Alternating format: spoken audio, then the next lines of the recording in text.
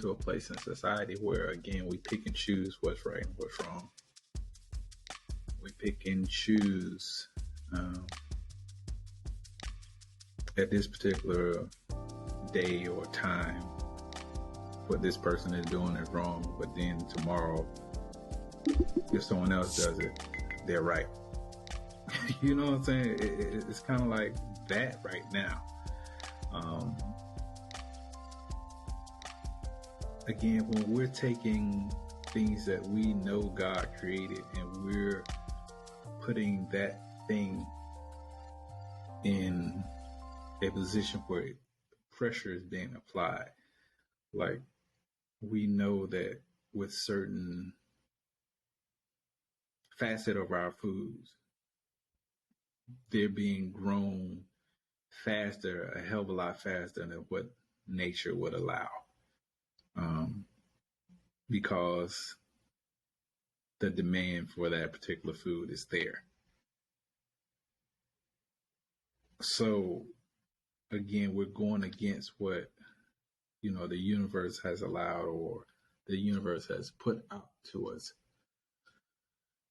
But it's okay now because science allows us to say it's okay. And I think that's the fine line right there in between what's right and what's wrong. It's just the same as that fine line between science and religion. Mm-hmm. Again, everybody wants to pick and choose what applies to them in a positive way and what they see in a negative way doesn't apply to them, so that's wrong. It's what can you say? It's just it's a world we live in. Again, when I talk about my uncle who's a scientist, I love my uncle. He's a great man. He's such a believer in science. And again, he believes in religion also. But here's my thing about it, right? There's nothing wrong with wanting to see things proven to your satisfaction, meaning you want to see it, with your own two eyes. You want to be a witness to it. To say it went from A to Z and you watch the whole process. But on the flip side of that, meaning when people tell you to have faith and to, just put it in God's hands. If that's what you choose to do, then do so by all means.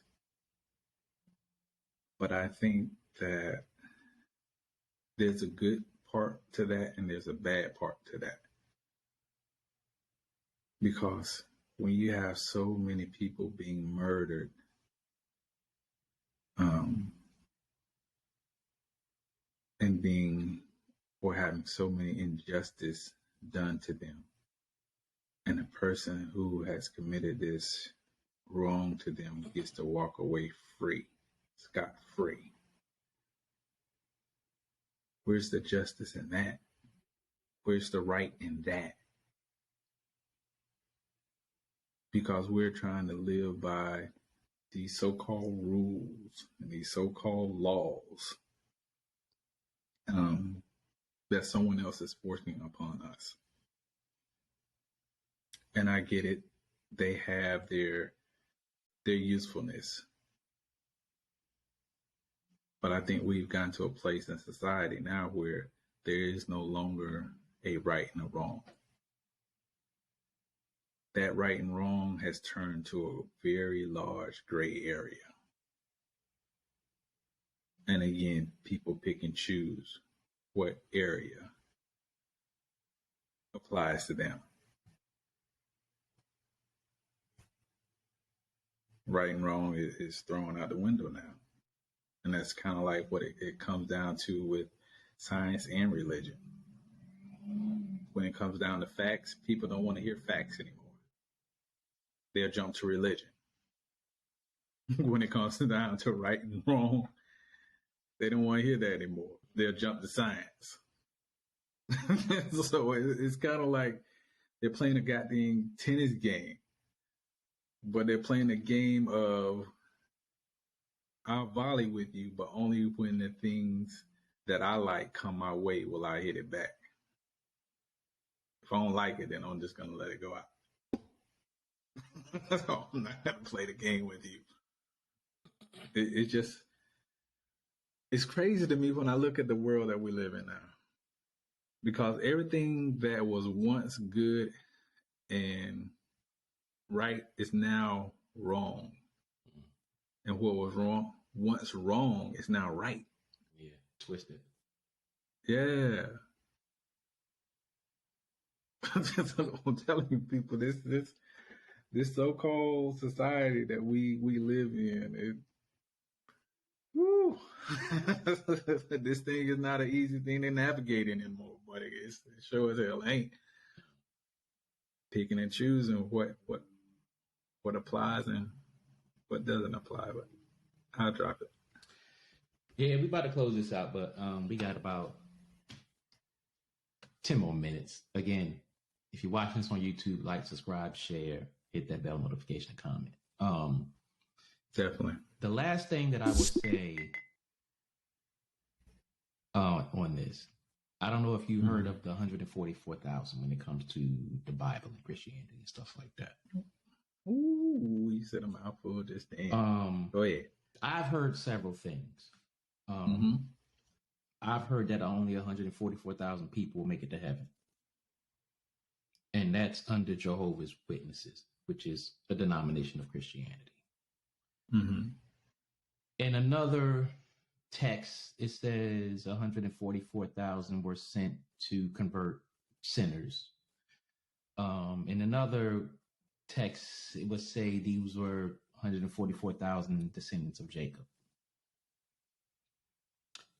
If I go off of, and another thing is 12,000 people from several tribes were sealed with the servant's name on the forehead. So all those tribes, those 12,000, whatever number this equals, 144,000. Under Christianity, all of this is under Christianity, and it's all saying different things, but it's all in the same Bible, so to speak, and it's all up to one's interpretation. For me, that's too much being left to each individual's interpretation. A lot of people may have similar thoughts and similar views on a lot of things, but to varying degree, everything is to everyone's interpretation. So when I heard 144,000 will make it to heaven, I'm sitting back saying, you telling me it's like whatever billion people on this planet and only 144,000 will make it to heaven? Where the rest of us going? Help me understand. Where are we going? Are we going to hell?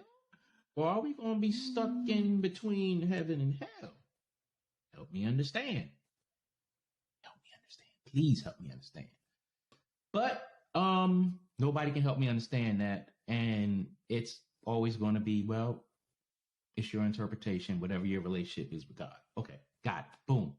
Scientifically, when I'm dead, you're going to throw me in a box or throw me in a fire, and I'm going to be done with. I wanted to say one more thing, going back to what you said about finding graves. Let's keep in mind, back in the day, cremation was a big thing. Cremation was a big, big thing. Cemeteries are not that old. They're not that old. For common people, I will say. Common people, meaning the less prestigious people. And my final thing that I will say, scientifically, when it comes to religion, I can always guarantee that someone in a religious space is going to be corrupted or corruptible. That's been scientifically proven, and I yield the floor to you for your last words. Okay. So the whole burning the bodies thing. They tell us that the pyramids are older than religion. So if that's true, why would they mummify all of their supposed to be kings and queens or their rulers? No, they believed in the afterlife. Whatever that is. So I say that to say, again, if these characters in the Bible were so authentic, not one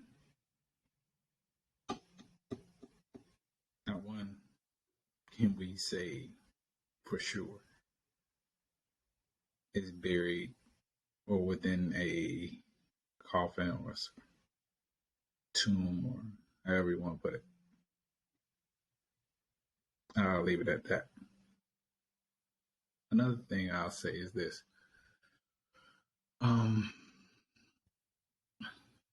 We're so busy in today's society judging one another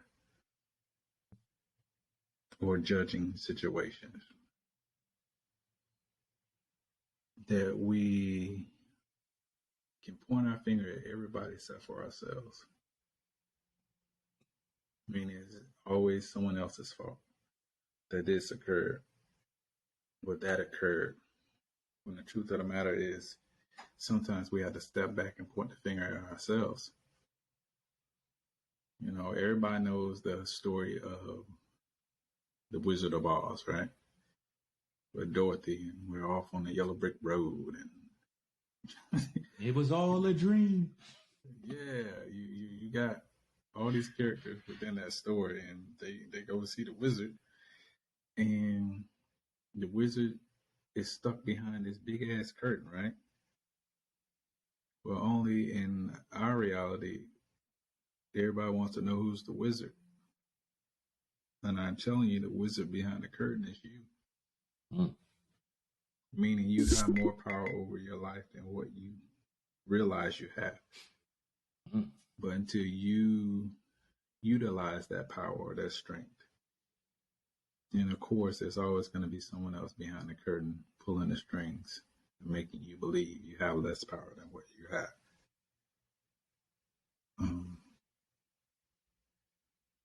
There's another thing I wanted to say. It's not coming to mind right now. But anyway, whatever your religious belief is or your faith is, by all means, do your thing. I second that. So we're not here to judge you or to tell you you're wrong for believing or thinking the way that you feel. Only thing that we're saying is think about it. Just think about it. That's it. You know, it doesn't cost anything right now to think about it.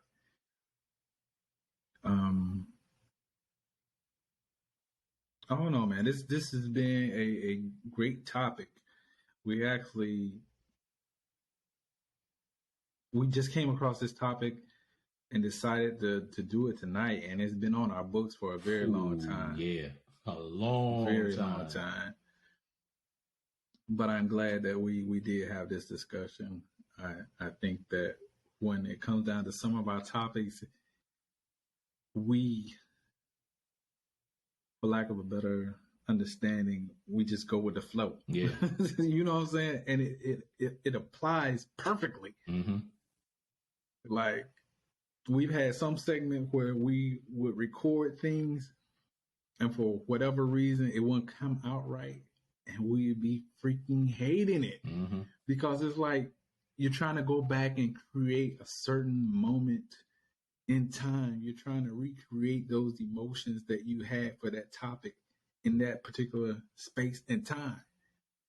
And this is definitely one of those topics that I feel we hit the nail on the head, meaning it was time to have this conversation. Yeah. But anyway, I just want to thank you guys for tuning in to the King and I Life podcast. Again, me and Soul Toucher, we couldn't be more happy about, where we are right now. Of course, we want more viewers and we want people to share. But again, what's meant for us is meant for us, and what's not is not. So, with that being said, hit that like, share, and subscribe. Notification bell and comment on YouTube. Hey, like I said, comes out on YouTube and audio version same day. So you pick your choice if you want to ride your car and listen to it, or sit on YouTube and check us out. I was going to apologize to you because you said about the tombs and how they mummify and this, that, and the other. And I was like, damn, I got to apologize. But then I have to remember people raided goddamn tombs and graves back in the day as well. Yeah. But with that being said, we'll never know. We'll never know. Life is life. Live it, love it. Everything in life is questionable except the proven. So take that for what it is from some Toe Touch the Poet. I double down on that. I double down. Go with it. Yeah. We'll catch y'all next time. Thank y'all. Love y'all. Peace and hair grease and all that good stuff. For sure.